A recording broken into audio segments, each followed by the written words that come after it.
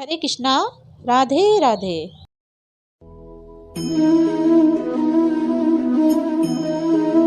तो जी आज की वीडियो में मैं आपको बताऊंगी कि आखिर द्रौपदी के 5 पति क्यों थे, क्या रहस्य है द्रौपदी जी के 5 पतियों का होने का, और द्रौपदी ने अपना पत्नी धर्म कैसे निभाया 5 पतियों के साथ। तो आइए आगे हम वीडियो बनाते हैं। बहुत से लोग ये भी जानते हैं कि द्रौपदी का स्वयंवर जब अर्जुन ने जीता था, और जब अर्जुन अपने भाइयों के साथ वनवास के दिनों में था, और वो जब द्रौपदी से स्वयंवर जीत कर द्रौपदी को अपनी माँ कुंती के पास ले गए। जब कुंती खाना बना रही थी और वो पीछे खड़े थे उनके, और जब उन्होंने कहा कि देखो माँ आज हम क्या लाए हैं। जब भी उन्हें भिक्षा मिलती थी तो अपनी माँ से यही कहते थे कि देखो माँ आज हमें क्या मिला है, हम क्या लाए। तो माँ बिना देखे पीछे देखे यूँ कह देती थी कि 5 भाई आपस में बांट लो। तो उस दिन भी ऐसा ही हुआ। बेटों ने पीछे से आवाज़ लगाई कुंती को कि देखो माँ आज हमें क्या मिला है। तो माँ ने बिना देखे पीछे देखे ये कह दिया था कि 5 भाई आपस में बांट लो। तो इस माँ की आज्ञा का पालन करने के लिए 5 भाइयों ने द्रौपदी से विवाह किया था। परंतु इसके पीछे की कथा द्रौपदी के पिछले जन्म की है। चलिए मैं आपको वह कथा सुनाती हूँ।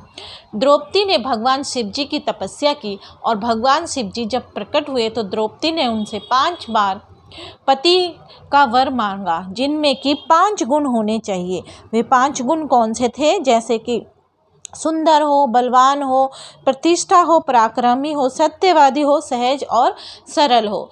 तो भगवान शिव जी से द्रौपदी ने ये 5 गुण मांगे थे अपने पति पर। तो भगवान शिव जी ने कहा कि ये 5 गुण एक व्यक्ति के ऊपर तो नहीं हो सकते।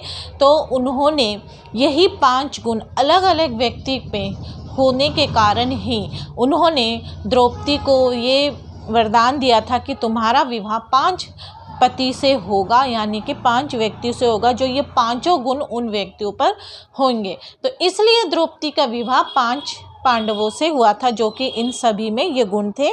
जैसे कि नकुल था जो बहुत सुंदर था, भीम थे वो बलवान थे, और प्रतिष्ठा और पराक्रमी अर्जुन में था, सत्यवादी युधिष्ठिर जी थे, और सहज और सरल सहदेव था। नकुल सबसे सुंदर था उन सभी में से। तो ये 5 गुण इन 5 पांडवों में थे। तो इस वजह से द्रौपदी का विवाह 5 पांडवों से हुआ।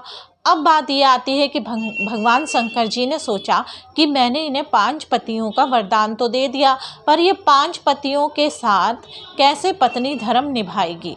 इसलिए भगवान शंकर जी ने द्रौपदी को एक वरदान और दिया कि वे प्रतिदिन कन्या भाव यानी कौमारे को प्राप्त हो जाती थी। इसलिए द्रौपदी अपने 5 पतियों को कन्या भाव में ही प्राप्त होती थी।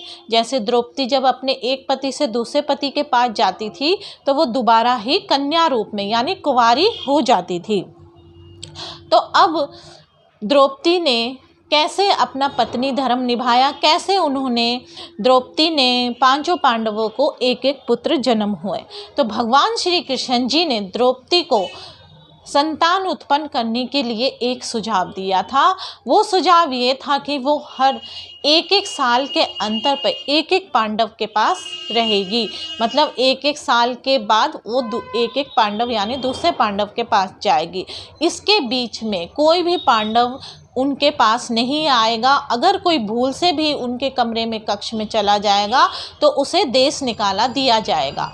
तो ये भूल अर्जुन से हो जाती है। जब द्रौपदी युधिष्ठिर के साथ एक कक्ष में थी तो अर्जुन को किसी कारणवश अपना तीर धनुष बाण चाहिए था। तो उस समय उन्हें ब्राह्मण और पशु की रक्षा के लिए, दुष्टों से बचाने के लिए अपना तीर कमान चाहिए था। तो वो तीर कमान द्रौपदी के कक्ष में रह गया था। परंतु अपने कर्तव्य का पालन करने के लिए अर्जुन ने कुछ भी नहीं देखा और उन्होंने द्रौपदी के कक्ष में प्रवेश कर दिया। इसी बीच अर्जुन को 1 साल का देश निकाला दिया गया, और इसी बीच उनकी जो मुलाकात हुई उल्पी नाम की कन्या से हुई, जो कि नाग कन्या थी।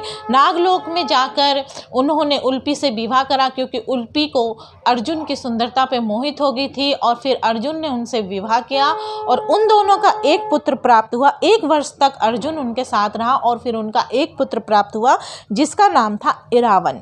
तो जी ये कथा थी द्रौपदी के 5 पतियों की और उनके पत्नी धर्म निभाने की। अगर आपको वीडियो अच्छी लगे तो लाइक एंड शेयर करना ना भूलें, वीडियो को सब्सक्राइब करना ना भूलें और बेल आइकन को दबाना ना भूलें। तो हरे कृष्णा, राधे राधे।